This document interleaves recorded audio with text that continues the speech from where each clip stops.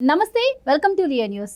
YS Jaganmohan Reddy హయాంలో TDP party ఆఫీసులే లక్ష్యంగా దాడులు జరిగిన విషయం మనందరికీ తెలిసిందే. అయితే పార్టీ ఆఫీస్ మంగళగిరిలో కావచ్చు, అలాగే గన్నవరంలో కావచ్చు, 2 చోట్ల దాడులు జరిగాయి. ఇవి ప్లాన్ ప్రకారమే జరిగాయని చెప్పి ఇప్పటికే పోలీసులు అయితే గుర్తించడం జరిగింది.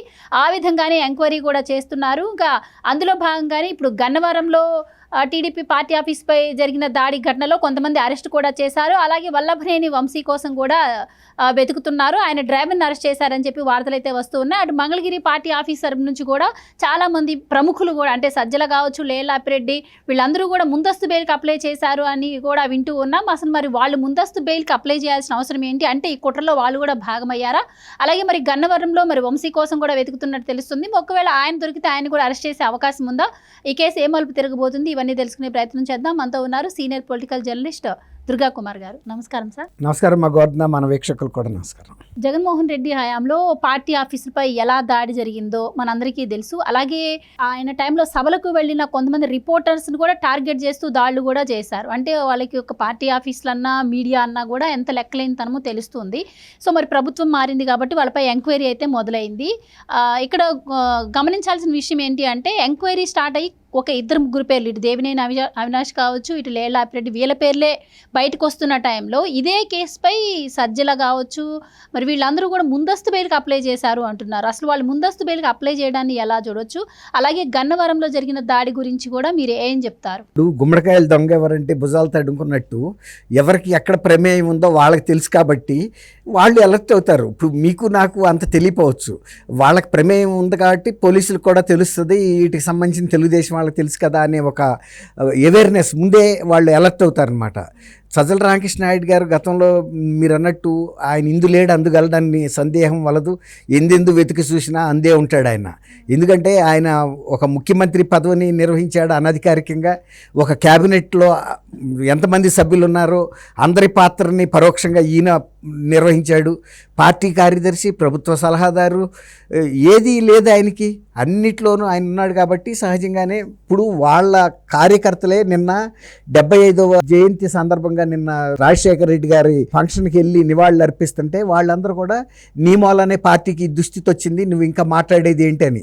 ఆయన ఏమంటున్నాడంటే, రండి కలిసి రండి, ముందుకు సాగుదాం, ప్రభుత్వాన్ని ఓడిద్దాం, మనం సమైక్యతను చాటుదామని పిలుపులు ఇస్తున్నాడు. ఇప్పుడు అసలు గతంలో ఎమ్మెల్యేలకి మినిస్టర్లకే ఈయన దగ్గర, ఇప్పుడు జక్కంపూడి రాజా అని రాజానగరం ఎమ్మెల్యే ఉన్నాడు కదమ్మా, తనే చెప్పాడు కదా, మేము వెళ్ళిపోయి వాళ్ళ అపాయింట్మెంట్ల కోసం అర్ధరాత్రి దాకా పడిగాపులు కాసేవాళ్ళము, మాకు తిండి తిప్పలు కూడా ఉండేది కాదు, వాళ్ళ వరకు వాళ్ళు చూసుకునే వాళ్ళు తప్ప మేము తిన్నామా తాగామా అని కూడా చూసేవాళ్ళు కాదు అని కూడా చెప్పాడు.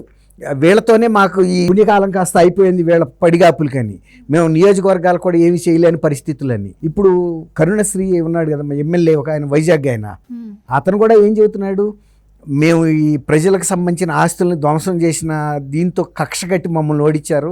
ప్రభుత్వం మీద వ్యతిరేక రావటం వేరు, కక్ష కట్టడం వేరు. ప్రభుత్వం ఎలాంటి దుశ్చర్యలు చేసింది అన్నదానికి ఆయన ధర్మశ్రీ ఎమ్మెల్యే ఆయన కూడా చెప్పాడు, ప్రజావేదిక కూల్చడం అనేది చాలా దారుణమైన తప్పేనది. ఎందుకంటే ప్రజల ధనంతో కట్టిన దాన్ని కూల్చడానికి ప్రభుత్వం ఎట్లా ముందుకు వస్తుంది? అది ఆ తప్పిదం ప్రజల్లో బాగా మనసులో పడిపోయింది. అందుకే మమ్మల్ని కక్ష కట్టి ఓడించారు. ఇప్పుడు ఒక్కొక్కళ్ళు నిజం చెబుతున్నారు. తీరా అయిపోయిన తర్వాత ఇవాళ నిజం చెప్తే జరిగిన ఓటమి తిరిగి రాదు కదా. అది ముందే కనుక వాళ్ళు రియలైజ్ అయ్యి ఆత్మపరిశీలన చేసుకోవాల్సింది. అట్లాగే ఇవాళ తెలుగుదేశం ఆఫీస్ మీద మీరు అన్నారు కదా, ఆ దాడి జరిగితే వీళ్ళెందుకు ముందస్తు బెయిల్కి అప్లై చేసుకున్నారని, మరి వాళ్ళ పేర్లన్నీ బయటకు వస్తాయి. ఇప్పుడు గతంలో విచారణ జరగల, ఆ దాడి జరిగిన టైంలో పోలీసులు కేసు పెడితే వీళ్ళు తెలుగుదేశం వాళ్ళు, ముఖ్యమంత్రి ఏం చెప్పాడు, బీపీ పెరుగుంటుంది, నన్ను తిట్టారు కాబట్టి బీపీ పెరుగుంటుంది, మా కార్యకర్తలు వెళ్ళారు అన్నాడు. దాన్ని బట్టి పోలీసులకి ఏమని అర్థం, మీరు కేసు బుక్ చేయొద్దు, దర్యాప్తు చేయొద్దు అని, అందుకని పక్కన పెట్టారు. కానీ వాటికి సంబంధించిన వీడియోలు అన్నీ ఉన్నాయి, ఎవరెవరు వచ్చారు, ఎట్లా వచ్చారు, ఏ టైంకి ఏమేమి పగలగొట్టారని. గన్నవరంలో తెలుగుదేశం కార్యాలయం మీద జరిగిన దాడి ఈయన వంశీ డైరెక్షన్లో జరిగింది అనేది పోలీసులకు ఖచ్చితమైన ఇన్ఫర్మేషన్ ఉంది. ఆయన టీవీ 9కి ఇచ్చిన ఇంటర్వ్యూలో కూడా ఆయన ఒప్పుకున్నాడు.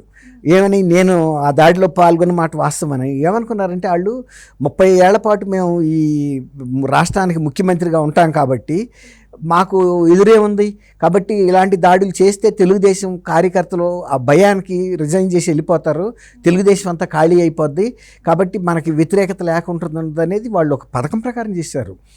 తెలుగుదేశం కార్యాలయాన్ని కొట్టేసిన తర్వాత ఇంకా ధైర్యం ఏముంటుంది అనుకున్నారు, కానీ ఇంత తిరగబడతారు అనేది వాళ్ళు ఊహించలా.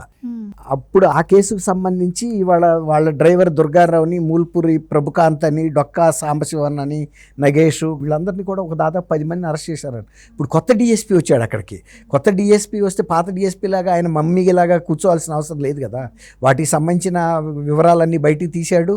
తర్వాత వీడియోలో వేసుకు చూసుకుంటున్నారు ఎవరి పాత్ర ఎంత ఉందనేది. ఇవాళ వంశీ విజయవాడలో ఉన్నాడా లేదా తెలియట్లేదంట, ఎక్కడున్నా పట్టుకుంటారు. అయితే అమెరికా నుంచి అయితే తిరిగి వచ్చినట్టు ఇన్ఫర్మేషన్ తెలుస్తుంది. తను అమెరికాలో లేడని చెప్తున్నారు. అమెరికా నుంచి వచ్చాడు కాబట్టి వాళ్ళ కాదు రేపైనా ఆ కేసెస్ అన్నీ కూడా అరెస్ట్ చేస్తారు.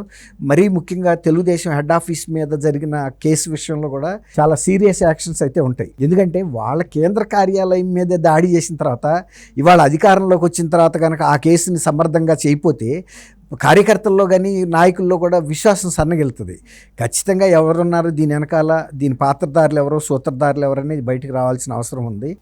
అది ఆ రోజున దేవినేని అవినాష్ ఆయన సొంత మనుషులను పంపాడు, ఆయన అక్కడే ఉన్నాడు, ఆయన డైరెక్షన్లోనే జరిగింది. వాటికి సంబంధించిన విజువల్స్ కూడా అవైలబుల్ అయ్యాయి. అంటే ఈ కేసులో ఇప్పటికి గన్నవరంలో పార్టీ ఆఫీస్పై జరిగిన దాడి గురించి అయితే 14 మందిని అరెస్ట్ చేశారు. వాళ్ళందరినీ ఈరోజు కోర్టులో ప్రొడ్యూస్ చేస్తున్నారు. అలాగే వంశీ కోసం గాలిస్తున్నారు అని తెలిసింది. ఒకవేళ వంశీ కానీ అంటే వీళ్ళు ఇచ్చే సాక్ష్యాన్ని బట్టి వంశీ కానీ దొరికితే ఆయన అరెస్ట్ చేసే ఛాన్స్ ఉందా?